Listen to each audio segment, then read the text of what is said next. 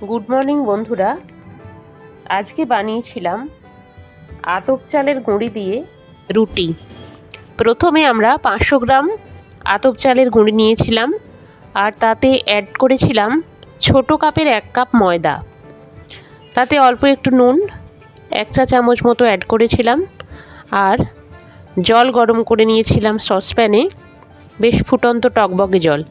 সেই ফুটন্ত জল দিয়ে আমরা এই আতপ চাল আর ময়দার মিশ্রণটির একটা ডো বানিয়ে নিয়েছিলাম। তারপর একটা ভিজে কাপড় দিয়ে ওটা চাপা দিয়ে রেখেছিলাম আধ ঘন্টা পর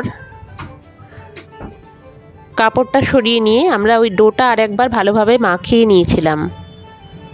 তারপর ধীরে ধীরে রুটি বেলছি, সেটাও ময়দা দিয়ে বেলা হয়েছে বেলন চাকিতে। তারপর আমরা ওভেন অন করে ওতে তাওয়া বসালাম। তাওয়া বসিয়ে এইভাবে গরম করতে হবে আর একটা পরিষ্কার কাপড়ের সাহায্যে চেপে চেপে রুটিটা ফোলাতে হবে, অর্থাৎ সেঁকতে হবে। এভাবে না করলে খুব ভালোভাবে ফোলে না।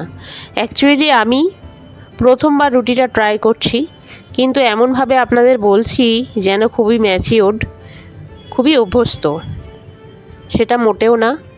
আজকে আমি প্রথম এই রুটিটা বানাচ্ছি, চালের রুটিটা, এক্সপেরিমেন্ট বলতে পারেন। সেটা আপনাদের সঙ্গে শেয়ার করলাম বন্ধু। আপনারা কমেন্ট করে জানাবেন, কোনো মডিফিকেশান থাকলে সেটা অবশ্যই আমাকে লিখে জানাবেন। কিছু কিছু রুটির ক্ষেত্রে আমি ডিরেক্ট ওভেনে দিয়েও সেঁকেছি।